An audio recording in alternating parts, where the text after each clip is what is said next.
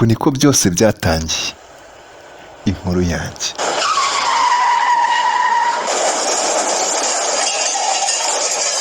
Iyi nkuru ngiye kubabwira itangirira kuri impanuka y'imodoka.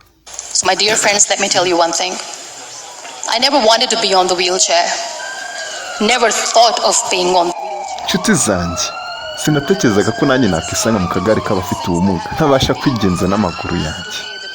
Nahoraga ntekereza uburyo nzaza njya mu bitaramo bitandukanye, mbyina, ndirimbira abitabiriye ibyo birori.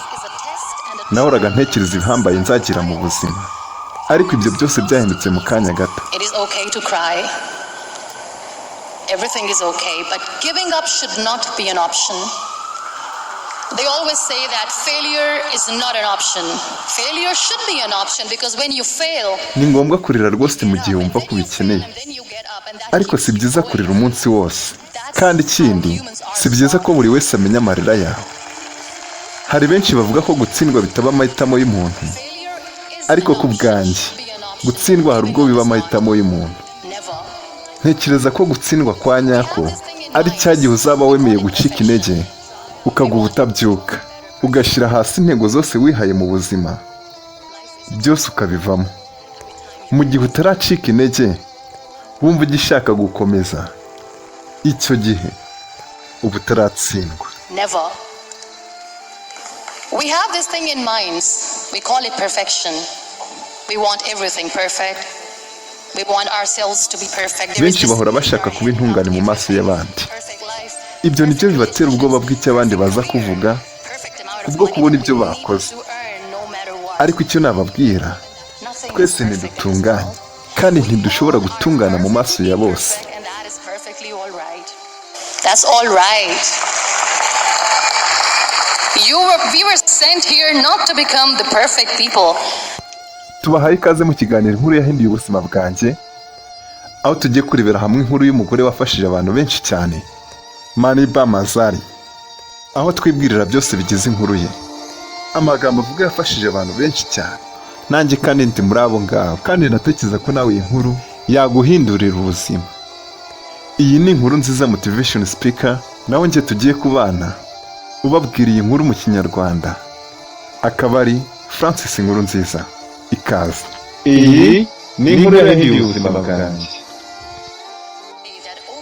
Hari benshi batagira kwizera, hari benshi batagira inkuru irema agatima, hari babicanege, ariko abo bose yaberetse ko bibeshye. Ndibuka rya jambo rikiza yakundaga kumbwira, avuga ati, ibi byose bizarangira, Imana igufiteho umugambi mwiza. Sinzi ngo uwo mugambi ni uwuhe, ariko icyo nzi cyo tugera kuri byinshi mu buzima. Reba bya bindi byose wagezeho, ni byinshi cyane, gusa ariko reka gutekereza ko byose wagezeho mu buzima byose biba ku bw'imbaraga zawe zonyine. Witekereza ko ku bwawe gusa hari byinshi wageraho. Oya, uribeshya cyane.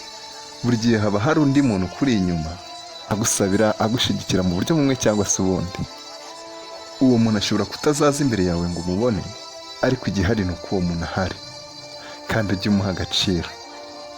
Uwo muntu ntuzamwirengagize, kandi nuramuka umumenye ntuzamutakaze. Iyi ni inkuru yahinduye ubuzima bwanjye.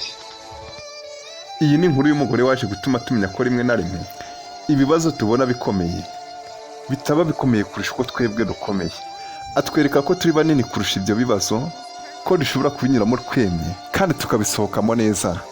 Ni inkuru y'umugore utwereka ko ibyishimo bya nyabyo bidashingiye ku mafaranga dutunze, ko bidashingiye ku byo twagezeho mu buzima, ko ibyishimo bya nyabyo biva muri wowe imbere. Ibyishimo ni wowe ubyiremera. Ndi hano kugira ngo mbasangize inkuru y'uwo mugore, kandi ntekereza ko ifasha benshi muri mwe. Mazari. So I am here and I'm going to share the story of that woman. That is my story. The story of gratitude. Ndabashimira kubw'urukundo rwanyu, kandi ndabashimira ko mwanyakiye neza. Ndabashimira cyane pe. Kenshi iyo mvuga nkunda kuvuga iri jambo, nizera imbaraga z'ijambo.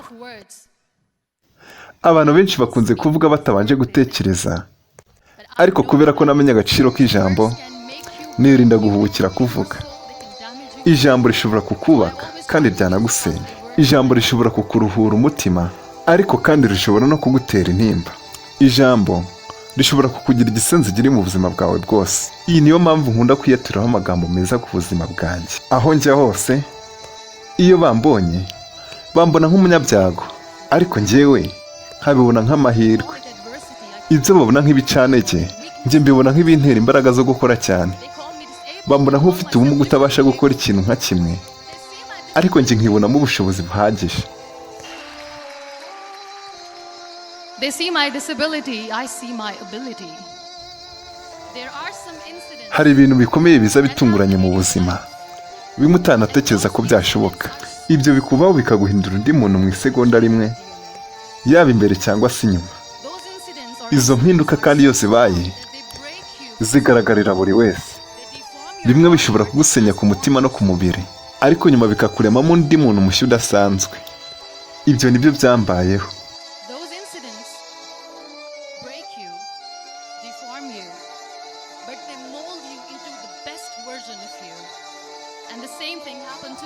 Singifite isoni zo kubivuga, kandi nta marira nkivugana inkuru y'ubuzima bwanjye, kubera ko nizeye ko namaze gukira ibikomere. Ahubwo mba nshaka ko imitima y'abantu bagikomeretse yakira. Rero mureke mbasangize inkuru y'ubuzima bwanjye. Bitangira ubwo nari mfite imyaka 18, nashingiwe ku gahato. Data yashakaga ko nshingira umugabo kuri iyo myaka, kandi nk'umukobwa nta yandi mahitamo nari mfite usibye kubyemera. Mu by'ukuri iyo mariage ntigeze yambira nziza na gato. Hashize imyaka 2 nshingiwe, ubwo ni mu myaka 9 ishize uhereye ubu ngubu. Icyo gihe naje guhura n'impanuka. Ubwo umugabo wanjye yaratwaye imodoka turimo twembi, yaje gutwarwa n'ibitotsi, imodoka irenga umuhanda.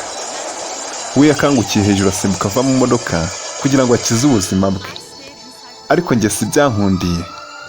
Nagumyemo imbere mu modoka. Narakomeretse bikomeye ku buryo byagaragaraga ko no kurokoka bisa nkaho bidashoboka. Ukuboko kw'iburyo kwaravunitse, igufwa ry'urutugu ryavuye mu mwanya. Navunitse mu mbavu, byaje gutuma ibihano umwijima byose byangirika cyane. Sinashoboraga guhumeka neza. Uruti rw'umugongo rwarangiritse, ari byo byamviriyemo kuba paralize mu gice cyo hasi. Uko gukomereka kwarampinduye kandi guhindura ubuzima bwanjye ku kigero kinini.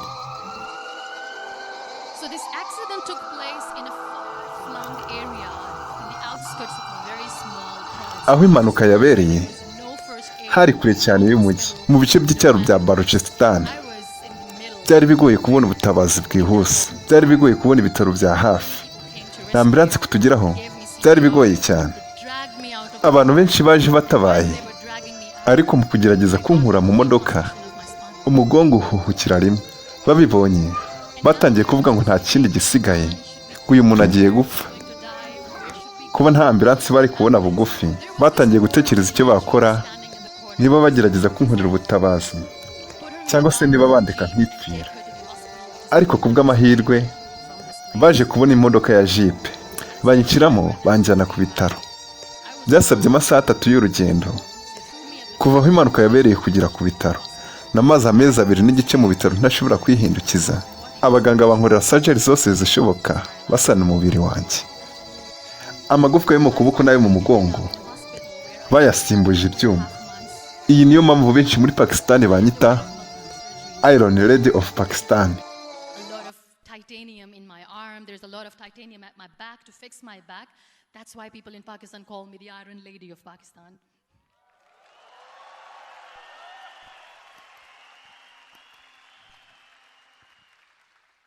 Rimwe na rimwe nishimira uburyo mbasha gusubiramo ibi byose, kandi ibi byose nkabisubiramo nta marira na make mfite ku maso.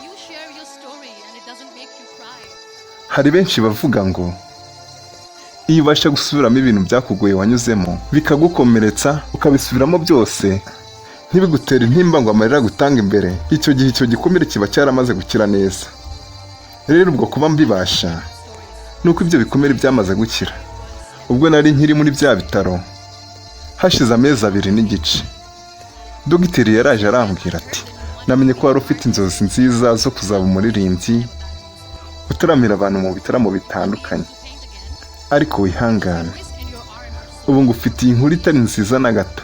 Wari ufite inzozi nziza zo kuzazenguruka isi yose utaramira abantu, ariko ubu ntabwo uzabasha no kongera kuva mu rugo kubera ko wangiritse umugongo ku buryo bukomeye, kandi ntitwabasha kukuvura ngo ukire neza. Ntuzongera kugendesha amaguru ukundi. Wakundaga gukora imitako no gushushanyisha amarangi, ariko ntibizagushobokera kubera ko ukuboko kwawe nako kwangiritse cyane. Nkimara kumva ibyo ngibyo nahise nitse imitima, siniyumvishaga ko byagenda bityo.